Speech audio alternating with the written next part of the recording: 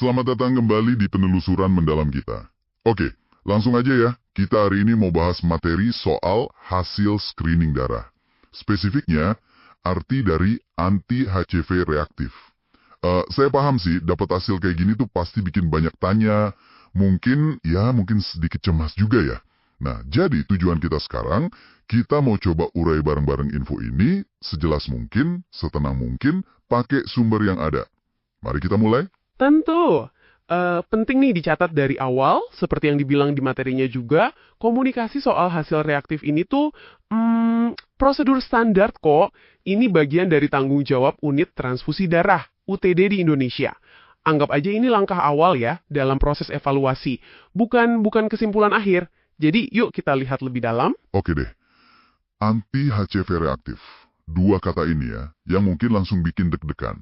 Nah, sumber kita ini ngasih penjelasan dasar yang oke banget nih. Sebenarnya apa sih yang dicari di tes ini? Iya, persis. Jadi gini, tes screening awal yang UTD lakukan, itu seperti yang dijelasin di materi, tujuannya nyari antibodi terhadap virus hepatitis C atau HCV. Antibodi ini namanya anti-HCV, itu protein khusus yang dibikin sama sistem imun kita. Gimana ya? Sistem kekebalan tubuh kita itu otomatis bikin ini sebagai respons kalau ada penyusup, ya virus hepatitis C ini contohnya. Ah, iya ya. Di sumbernya ada analogi bagus tuh. Coba bayangin aja tubuh kita ini negara. Terus virus hepatitis C itu penyusup yang mau masuk. Nah, sistem pertahanan negara kita, ya sistem imun, itu langsung bikin pasukan khusus, yaitu antibodi, buat ngelawan si penyusup. Gitu kan ya? Betul. Terus, setelah perang itu, mau penyusupnya kalah total atau enggak, si negara ini nyimpen catatan. Kayak, arsip intelijen gitu ya, atau data sejarah soal pasukan khusus yang pernah dibentuk gitu. Begitu kira-kira. Pas banget analoginya. Anti-HCV ini persis kayak arsip intelijen atau catatan memori itu tadi. Kalau dia ada, itu nunjukin sistem imun kita pernah ketemu dan bereaksi sama virus hepatitis C. Kapan waktunya? Ya di masa lalu. Jadi pas hasil screening bilang anti-HCV reaktif atau positif, artinya ya arsip intelijen ini ketemu di darah Anda. Ini bukti adanya paparan terhadap virus itu. Tunggu. Ini poin yang kayaknya penting banget dan di sumbernya juga ditekankan terus. Adanya arsip intelijen ini nggak otomatis berarti penyusupnya, virusnya, itu masih ada dan aktif di dalam negara kita, di tubuh kita, sekarang. Bener gitu ya? Tepat sekali. Dan ini pemahaman yang paling krusial loh. Hasil anti-HCV reaktif itu penanda paparan di masa lalu. Ini bukan diagnosis otomatis kalau Anda sedang kena infeksi hepatitis C aktif saat ini, itu beda. Jadi, misahin konsep paparan dulu sama infeksi aktif sekarang itu kuncinya. Bisa aja kan orang terpapar, sistem imunnya bereaksi, bikin antibodi. Terus berhasil ngusir virusnya sampai bersih. Antibodinya ya tetap ada sebagai memori, tapi virus aktifnya udah nggak ada. Oh, jadi kayak bekas luka imunologi gitu ya. Bukti pernah ada pertempuran, tapi belum tentu perangnya masih jalan sekarang. Wah, ini penting banget sih, biar nggak langsung panik.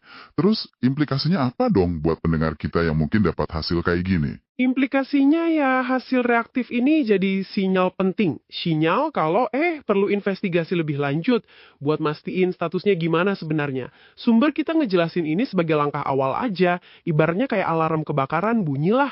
Kita kan perlu cek dulu ini beneran ada api, infeksi aktif, atau cuman asap sisa, paparan masa lalu tanpa infeksi aktif, atau malah alarm palsu. Walau ini jarang sih. Makanya UTD biasanya akan nyaranin atau ngerujuk untuk periksa lanjutan yang lebih spesifik. Pemeriksaan lanjutan, itu buat apa tujuannya? Apa buat nyari penyusupnya langsung gitu? Bukan cuma arsipnya? Iya, secara umum gitu. Pemeriksaan lanjutan, nanti jenisnya dokter yang nentuin, itu biasanya tujuannya buat deteksi materi genetik virusnya. Misalnya pakai tes HCV RNA. Atau bisa juga buat lihat kondisi hati. Nah, tes inilah yang bisa mastiin ada nggak infeksi aktif yang lagi jalan. Jadi, hasil screening awal ini kayak buka pintu aja buat pemeriksaan yang lebih pasti. Oke, jadi jelas ya sekarang. Hasil anti-HCV reaktif dari screening awal itu penanda penting dari sistem imun kita.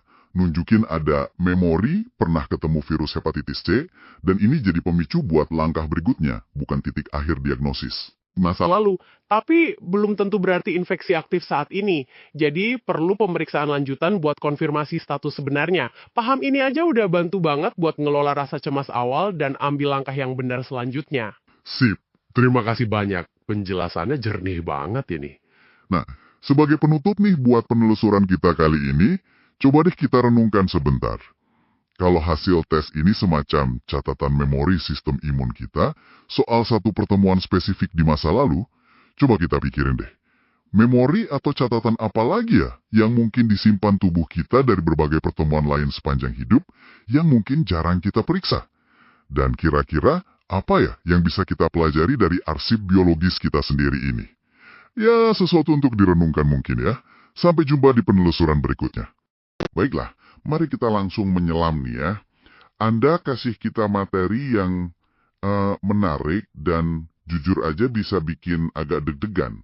Soal hasil tes darah reaktif habis donor darah. Khususnya ini terkait hepatitis C. Iya, betul. Ini kan pasti muncul banyak pertanyaan ya. Iya. Nah, misi kita di sini mau coba urai. Apa sih sebenarnya arti hasil ini? Ya kan? Iya. Berdasarkan sumber yang Anda bagiin.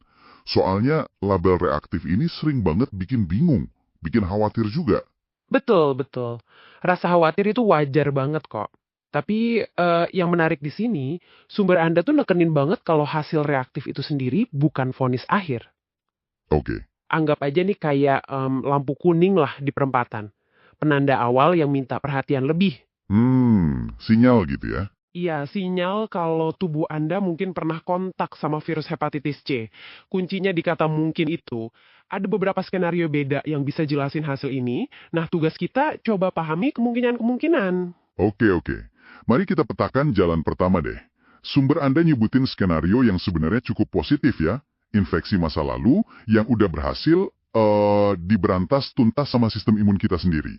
Secara alami. Iya, betul. Ini katanya terjadi di sekitar 15-25% orang dewasa. Artinya virusnya udah nggak ada lagi di badan, kita nggak sakit dan nggak nularin ke orang lain. Bener gitu ya? Tepat sekali. Sistem imun Anda udah menang gitu kasarnya. Tapi jejak pertempurannya yaitu antibodinya itu masih kesimpan rapi di arsip intelijen tubuh. Oh, antibodinya masih ada. Masih. Antibodi ini semacam memori kekebalan gitu, bakal tetap ada seumur hidup. Nah, inilah yang bikin tes screening awal, kayak pas donor darah itu, bakal selalu deteksi dia dan ngasih hasil reaktif. Padahal virusnya udah lama hilang. Wah, jadi dalam kasus ini, hasil reaktif justru jadi konfirmasi kalau Anda pernah kena tapi udah sembuh total. Jadi itu paradoksnya ya. Hasil reaktif malah artinya udah beres. Terus kalau kondisinya gini, nggak perlu pengobatan apa-apa lagi dong? Secara umum sih nggak perlu ya. Tentu dokter nanti pasti akan lakuin tes konfirmasi lagi buat mastiin virusnya emang udah nggak aktif. Tapi kalau udah terkonfirmasi sembuh alami, ya udah nggak ada tindakan medis lanjutan yang diperlukan buat Hep C ini. Ini kabar baiknya lah. Oke, itu skenario yang optimis. Tapi sumber Anda juga nyebut kemungkinan lain nih. Kalau sistem imunnya ternyata nggak berhasil bersihin virusnya. Nah, gimana ceritanya kalau gitu? Nah, ini yang bawa kita ke kemungkinan kedua. Infeksi aktif atau kronis. Ini terjadi di mayoritas kasus, sekitar 75-85% orang dewasa yang kena dan nggak diobati. Sistem imunnya nggak mampu ngilangin virus sepenuhnya setelah fase awal. Jadi virusnya netep. Iya, virusnya netap. Seringnya sembunyi gitu, terus berkembang biak pelan-pelan di dalam hati. Nah, meskipun mungkin nggak ada gejala ya selama bertahun-tahun, kondisi inilah yang perlu perhatian medis serius. Wah, 75-85% itu angka yang nggak kecil loh ya. Kenapa ini perlu perhatian serius? Maksudnya, dampaknya apa kalau dibiarin aja? Karena infeksi kronis ini, kalau nggak ditangani, risikonya bisa bikin kerusakan hati jangka panjang. Bisa mulai dari peradangan kronis, terus fibrosis atau jaringan parut, sirosis atau pengerasan hati, bahkan bisa sampai ke kanker hati di kemudian hari. Astaga. Makanya, kalau hasil tes konfirmasi nunjukin ada infeksi aktif, pemantauan rutin sama pengobatan antivirus itu jadi penting banget buat ngendaliin virusnya dan cegah komplikasi serius. Jadi pahami kemungkinan ini krusial banget buat langkah proaktif jaga kesehatan Anda. Baik. Jadi ada kemungkinan sembuh total, ada kemungkinan infeksi aktif yang harus ditangani. Sumber Anda nyebut satu lagi ya? Kemungkinan ketiga? Betul. Ada satu lagi, meskipun sumber Anda nekenin ini jarang banget kejadiannya, hasil positif palsu. Positif palsu maksudnya? Artinya, hasil tes screening awal nunjukin reaktif, padahal sebenarnya Anda nggak pernah terinfeksi sama sekali. Ini bukan karena virus Hep C, tapi bisa jadi karena ada faktor biologis lain di darah Anda yang kebetulan ngecoh alat tesnya, kayak reaksi silang gitu. Oh, jadi alat tesnya yang keliru baca sinyal. Wah, pasti lega banget ya kalau ternyata ini jawabannya. Cara mastiinnya gimana tuh? Ini biasanya sih gampang diklarifikasi pakai tes konfirmasi yang lebih spesifik. Tes lanjutan ini dirancang buat mendeteksi materi genetik virusnya langsung, RNA virusnya, bukan cuma antibodinya.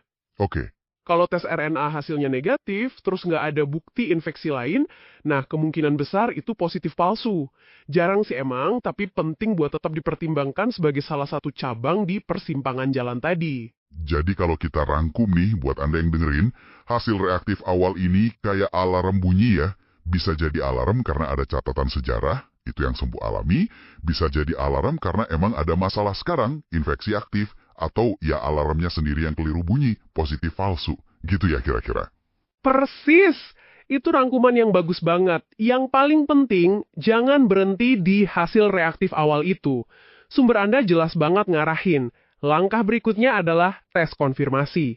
Kuncinya di situ ya. Iya, itu kunci buat tahu Anda sebenarnya ada di jalur mana dari 3 kemungkinan tadi. Proses ini ngubah ketidakpastian sama kekhawatiran awal jadi semacam investigasi fakta gitu, yang terarah dan proaktif buat kesehatan Anda sendiri. Jadi apa artinya semua ini buat Anda? Intinya jelas ya, hasil reaktif itu titik start, bukan garis finish. Ada 3 kemungkinan utama yang dijelasin sumber Anda, infeksi lampau yang udah sembuh, infeksi aktif yang perlu penanganan, atau hasil tes keliru yang jarang terjadi itu. Kuncinya ya di pemeriksaan lanjutan buat dapat kepastian. Dan ini mungkin bisa munculin satu pertanyaan reflektif juga ya buat kita semua yang terinspirasi dari proses ini. Seberapa sering sih dalam aspek hidup lain kita nerima sebuah sinyal reaktif, informasi awal yang ambigu, mungkin agak bikin khawatir, terus kita langsung lompat ke kesimpulan terburuk atau asumsi tertentu. Iya juga ya. Padahal ya kayak tes medis ini seringkali perlu tes konfirmasi lebih lanjut kan, perlu gali informasi lebih dalam buat dapat gambaran utuh sebelum kita ambil sikap atau tindakan. Mungkin ada pelajaran di sini tentang gimana kita sebaiknya navigasi ketidakpastian informasi secara umum. Gimana menurut Anda?